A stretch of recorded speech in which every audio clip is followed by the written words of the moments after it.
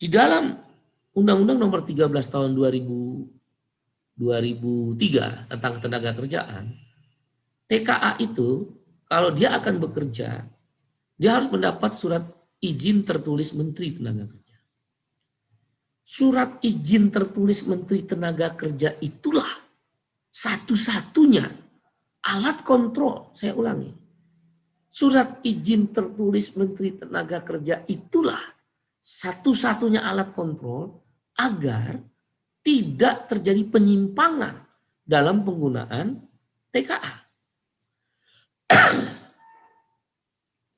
Termasuk menghindari tidak terjadi penggunaan TKA unskilled workers, buruh kasar. Yang kita persoalkan buruh kasar kan. Yang teman-teman media kan sudah memberitakan terus-menerus. Bahkan media online, media elektronik TV ada menyorot buruh di Meikarta yang berasal dari TKA Cina jadi tukang batu. Teman-teman media online, cetak, dan televisi juga sudah ikut dalam proses tanda petik sidak oleh pemerintah, termasuk waktu itu masih Menaker Pak Hanif Dakiri. Di daerah-daerah TKA-nya kan banyak yang buruh kasar.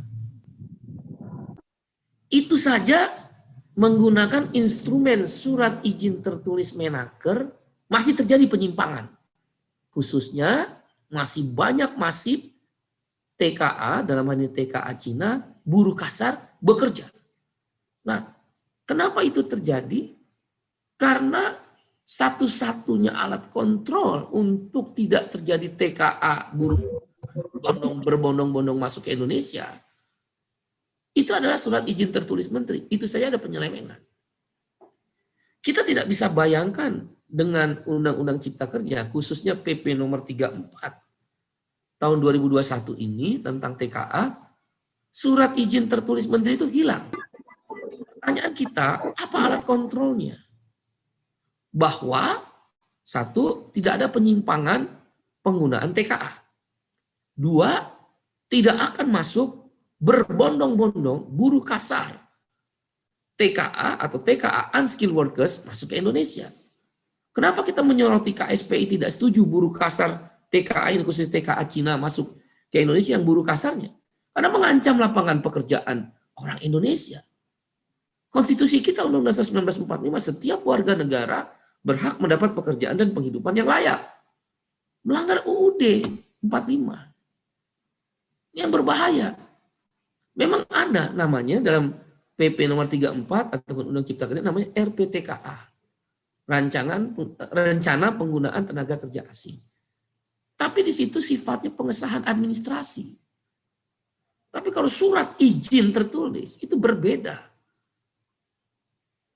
Alat kontrolnya jadi hilang. Nah, oleh karena itu kami bisa prediksi sikap KSPI memperkirakan akan terjadi dengan PP nomor 34 ini TKA buruh kasar Cina masuk ke Indonesia. Itu yang hati-hati. Sehingga alat kontrolnya tidak ada. Oleh karena itu hati-hati. Dengan demikian kami menolak PP nomor 34 tahun 2021 tentang TKA sebagaimana layaknya kami menolak pasal di dalam Undang-Undang Cipta Kerja terkait TKA tersebut.